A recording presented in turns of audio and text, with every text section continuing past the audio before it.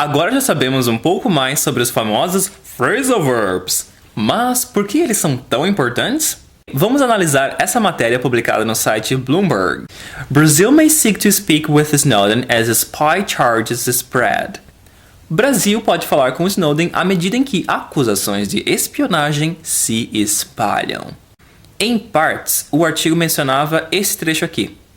I don't rule out the hypothesis of seeking out contact with Mr. Snowden, something that doesn't need to be carried out on Brazilian territory. It can be done another way. Quem disse isso foi o ministro das Relações Exteriores do Brasil, Antônio Patriota. Você consegue traduzir esse parágrafo? Sim? Não? Mais ou menos?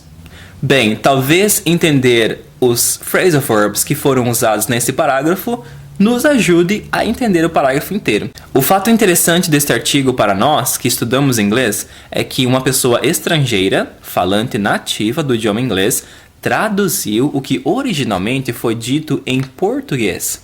E para transmitir o que foi dito em português para falantes nativos do idioma inglês, o que essa pessoa fez? Fez o uso de phrasal verbs. Consegue ver na frase os 3 phrasal verbs que foram usados?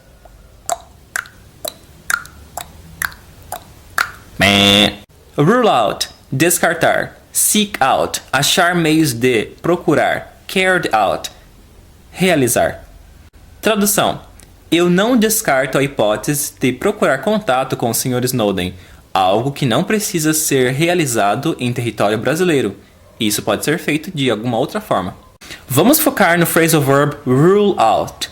Existe alguma outra opção para falar descartar em inglês sem que precise usar o phrasal verb? Sim, existem. Discard, delete and exclude.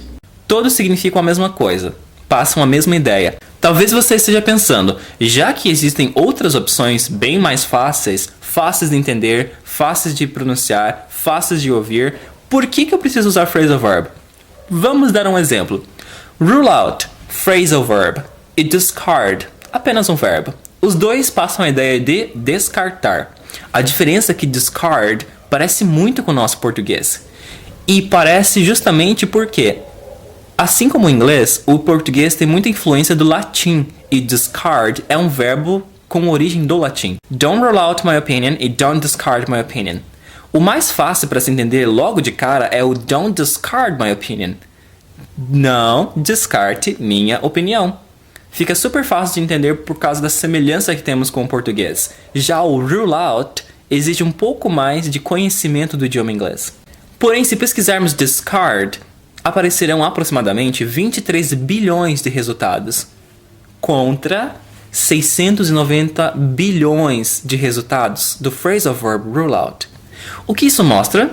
Isso mostra que, no inglês, o phrasal verb rule out, que corresponde ao nosso descartar em português, é mais usado do que o verbo discard, que significa a mesma coisa, porém tem origem do latim.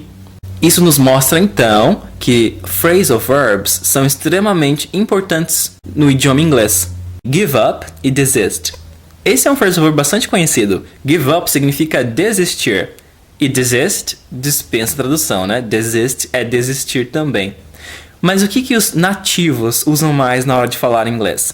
Na hora de se expressar, seja falando ou escrevendo. Eles usam mais give up, o phrasal verb, ou desist, que é um verbo que tem origem do latim. Novamente, ao fazermos pesquisas, nós acharemos phrasal verbs. Por que phrasal verbs são tão importantes? Phrasal verbs fazem parte do idioma inglês. É necessário usá-los. Não tem como você decidir, vou estudar isso, mas o phrasal verbs eu vou deixar de lado. Os falantes nativos fazem uso do phrasal verbs constante, de forma automática e natural. Então, se nós queremos ter um bom inglês, nós também precisamos fazer um bom uso dos phrasal verbs. No próximo vídeo, como usar phrasal verbs? Thank you so much for watching this video and have a sense of humor.